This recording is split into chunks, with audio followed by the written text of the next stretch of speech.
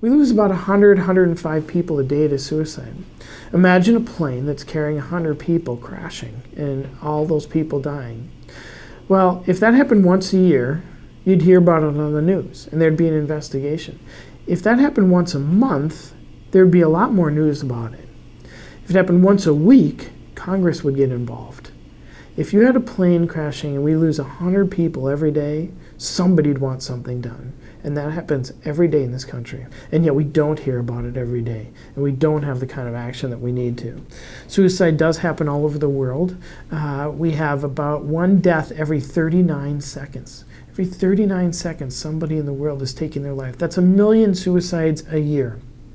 What we know about that is that that's more people than are dying in all the wars. And that's every single year we're losing that many people. We lose people at different rates in different countries. Here in the United States, we're in the middle of the world.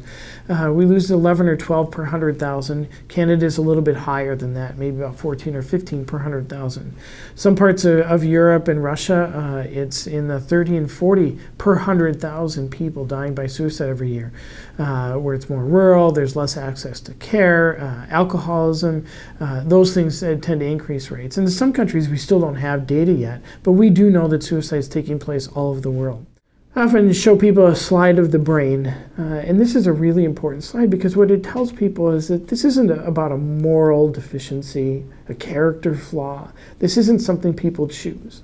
When you have depression, this is a brain illness. There is no doubt these illnesses start in the brain. They affect the whole body, but you can see where there's more blood flow, more interaction, more things taking place in the brain. That's the person that's normal. When somebody's struggling with depression, the brain just doesn't function well. And that turns out to impact how they function. It turns out it impacts their thinking, their behaviors, their emotions. And it impacts all of the things that go on that we need to see, to watch for. Somebody comes into a medical doctor's office and their arm is broken, they're hurting and they're in pain, and the doctor can't feel that pain. And we try to teach them that compassion, but we don't break their arms so they know what it feels like for that patient. But we all know what it feels like to be sad, and we all know what it feels like to hurt. Imagine the worst headache that you've ever had in your whole life, the worst headache. Multiply that by 1,000 times over. And imagine somebody coming to you and saying, I've got a jackhammer, and I have to jackhammer on your head for an hour. And multiply that pain by 1,000 times over.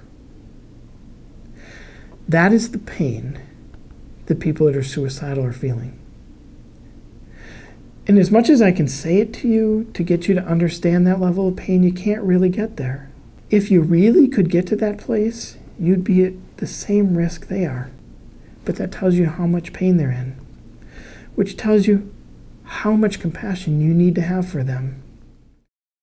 So imagine the suicidal brain. It is around suicide. It is about end of life, death, over. So you need to ask the question at that same level. Be very direct. Ask them the question, are you suicidal? You need to acknowledge the pain. Don't promise that it's going to go away, that it's never going to come back. Help them understand that you can help them get through it or get them to somebody that can get through it. Their mind is going in 1,000 directions, 1,000 of them, all leading to their death. You need to help direct them toward life, toward being alive, away from the things that their mind is taking them to. You may not be able to do this alone, but the more that you can feel inside for yourself that this other human being is hurting at that level, the depth of their soul is gone. That's compassion that you need to have to save somebody's life.